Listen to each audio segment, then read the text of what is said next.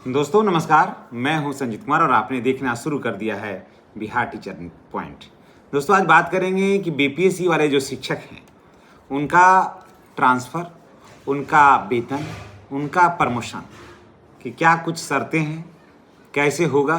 सक्षमता परीक्षा दे करके बड़े पैमाने पर शिक्षक ट्रांसफ़र के लिए खास करके मैं ये लाइन कहूँगा, ट्रांसफ़र के लिए बड़े पैमाने पर शिक्षक जो थे वो दिए थे सक्षमता परीक्षा कि ट्रांसफ़र हो जाएगा उनका।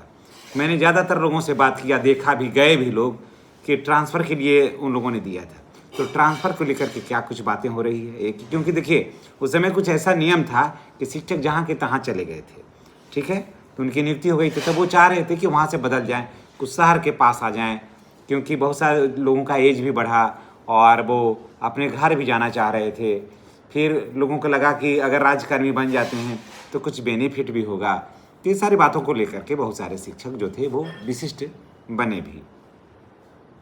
तो विशिष्ट बनने के बाद ज़्यादा क्या मिला और क्या नहीं मिला ये तो शिक्षक अब स्वयं जानते हैं। अब इस बात को तो कहने का कोई ज़रूरत नहीं है और कहना ज़्यादा उचित भी अब नहीं होगा। लेकिन फिलहाल अब फ्यूचर क्या है, इस बात पर विचार होना चाहिए कि फ्यूचर क्या है, उनका वेतन क्या होगा, उनका प्रमोशन क्या होगा, उनका ट्रांसफ़र पर क्या काम होगा, या सिर्फ बस जैसे थे वैसे ही हैं। अभी तक तो बेचारे का 2 साल होने जा रहा है और कोई ख़ास ज़्यादा बेनिफिट उनको पूछ लीजिएगा तो लगेगा कि कोई ख़ास ज़्यादा बेनिफिट नहीं है। लेकिन जो ट्रांसफ़र के लिए जो फंसे हुए थे उनका ट्रांसफ़र हो गया। ये इस बात का राहत उन लोगों को मिला है और अच्छा मिला है। भले का ये कहते हैं लोग कि ये स्कूल बहुत अच्छा नहीं मिला, पहले का स्कूल अच्छा था, लेकिन घर से थोड़ा करीब ज़रूर गए हैं।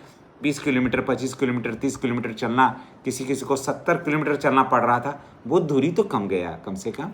अब तो ऐप से हाजिरी है, मैनेज हो चाहे मत हो, अब तो ऐप से हाजिरी है, तो अब सोचना क्या है।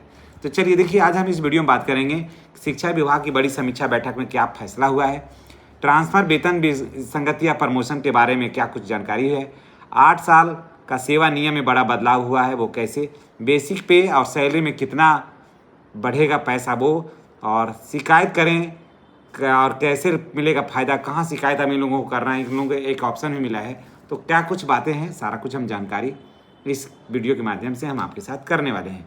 अगर आप चैनल पर नए हैं तो आपसे मेरी गुजारिश है कि चैनल को आप सब्सक्राइब करिए, बेल आइकन को दबाइए ताकि वीडियो का नोटिफिकेशन आपको मिलता रहे। देखिए, बिहार शिक्षा विभाग की समीक्षा बैठक में अपर सचिव द्वारा अधिकारियों को स्पष्ट निर्देश दिया है कि जितने भी राज्यकर्मी हैं उनका स्थानांतरण बिल्कुल होना चाहिए, और जो जिला चाहते हैं उनका जिला हो, जो प्रखंड चाहते हैं उनके प्रखंड में हो जाना चाहिए। यानी कि जिला से बाहर भी और जिला के अंदर भी बिल्कुल हो जाएगा सभी का ट्रांसफ़र, जो ट्रांसफ़र चाहेंगे।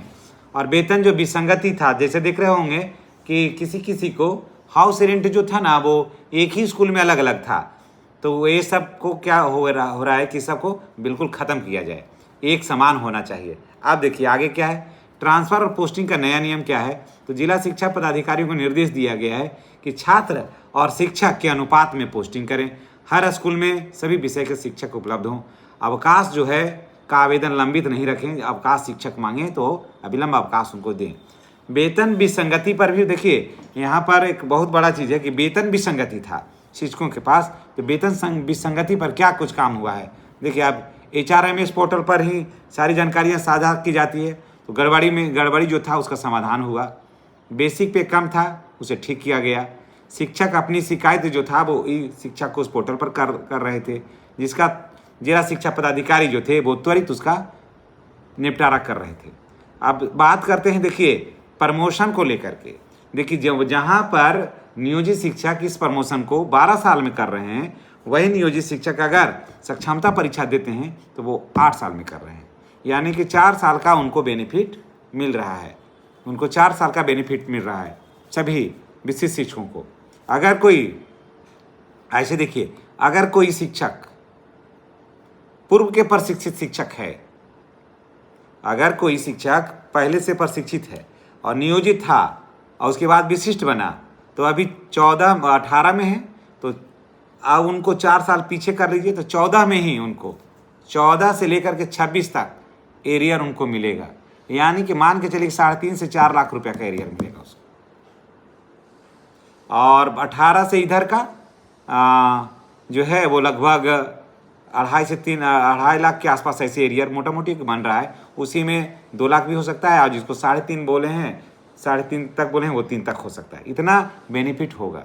तो यहाँ पर ये देखिए बहुत बड़ा फायदा यहाँ पर नज़र आ रहा है, क्योंकि 4 साल का बेनिफिट हो जा रहा है, क्योंकि वहाँ पर नियोजित शिक्षक में 12 साल पर था और यहाँ है कि 8 साल पर। लेकिन बड़ा बदलाव देखिए क्या है, सेवा की गणना ज्वाइनिंग डेट से नहीं हो पा रही है, बल्कि प्रशिक्षित वेतनमान से हो रही है। समझ गए? यहीं पर सबसे ज़्यादा मिसिंग जो पॉइंट है ना, यही है। अगर यहाँ पर अगर जो हो जाता कि सेवा की गणना के जब से आपने सेवा दिया है तब से आपका गणना हो जाएगा, तब तो दोस्तों कहना ही नहीं था। तब तो इसका माने सेवा निरंतरता मिल जाता। अभी पे प्रोटेक्शन मिला हुआ है, सेवा निरंतरता मिल जाता तब तो फिर मज़ा ही आ जाता। लेकिन दिया नहीं गवर्नमेंट अभी तक। और अब तो सक्षमता परीक्षा 5 का फॉर्म भी भरा गया, अब तो परीक्षाएं होगी। अब देखिए कब होती है, जिनको देना होगा वो दे भी सकते हैं। ऐसे में अगर कोई ट्रेंड है 2016 या उससे पहले का है तो 8 साल पूरा कर चुके हैं तो उनको तुरंत प्रमोशन होगा। अब देखिए प्रमोशन चार्ट भी आप देख लेते हैं। 1 to 5 के शिक्षक 6 to 8 के शिक्षक ग्रेजुएट टीचर हो जाएंगे, 9-10 के शिक्षक 11-12, 11-12 के शिक्षक सीनियर शिक्षक। आगे का ग्रोथ क्या होगा भाई, तो 8 साल फिर 5 साल सीनियर 8 साल ग्रेजुएट टीचर, फिर 5 साल सीनियर ग्रेजुएट टीचर, 8 साल फिर हेड टीचर, फिर बीआरपी भी बन सकते हैं और कोऑर्डिनेटर भी बन सकते हैं। अब देखिए इसमें प्रमोशन के लिए जरूरी योग्यता क्या है, 1 to 5 से 6 to 8 ग्रेजुएट प्लस ट्रेंड होना चाहिए। 9-10 में जो है 9-10 वाले 11-12 में जाएंगे, जिसमें पीजी एमए यानी कि एमए एमएससी एमए कम होना चाहिए। हर प्रमोशन में योग्यता और पात्रता अनिवार्य है। प्रमोशन का अधिकार नहीं, ऐसा नहीं है कि हम 1 to 5 के जो शिक्षक हैं तो डायरेक्ट हम यहाँ सोच लेंगे तो चल जाएंगे 6 to 8 में। सीटें रिक्त रहेगा तब जाइएगा। सैलरी में भी अच्छा खासा इजाफा होगा। आप देखिए बेसिक सैलरी 32,600। देखिए अब इसका सैलरी में कितना वृद्धि होगा सो देख लेते हैं। जी हाँ, बेसिक सैलरी 32,620 रुपया से हो जाएगा ये 36,530 रुपया। ग्रॉस सैलरी होगा 61,557 रुपया से 68,594 रुपया। इन हैंड सैलरी 48,987 और 54,742, यानी कि लगभग 6 से 7 हज़ार का सीधा फायदा होगा। तो ये आप चलिए अब 6 to 8 वाले शिक्षक की बात हम कर लेते हैं।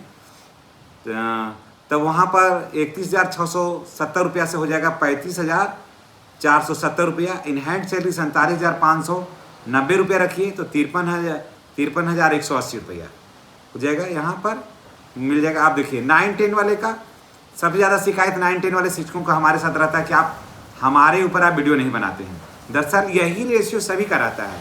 तो देखिए बेसिक सैलरी कितना होगा, 30,750 रुपया से 34,440 रुपया। और इन हैंड सैलरी कितना होगा, 46,234 रुपया। और फिर यहाँ से बढ़कर हो जाएगा 51,665 रुपया। तो इतना ज़्यादा बेनिफिट आपको होगा विशिष्ट शिक्षक बनने के बाद। हालांकि अभी भी जो शिक्षक हैं नियोजित हैं उनको 51,000 रुपया मिल रहा है, लेकिन यहाँ पर अंतर क्या है कि यहाँ पर इनको एनपीएस का लाभ मिल रहा है। तो देखिए पे प्रोटेक्शन का, अगर बीपीएससी हैं विशिष्ट शिक्षक हैं जो नियोजित से जाकर के बने तो पे प्रोटेक्शन मिला, पुरानी सेवा का में प्रमोशन जोड़ा गया, सैलरी और ग्रेड में दोनों में वृद्धि हुई। तो ये सारा फायदा था आपको नियोजित शिक्षक से विशिष्ट शिक्षक बनने में, यही फायदा था। तो ये फायदा आपको कैसा लगा है कमेंट करिए, बताइएगा।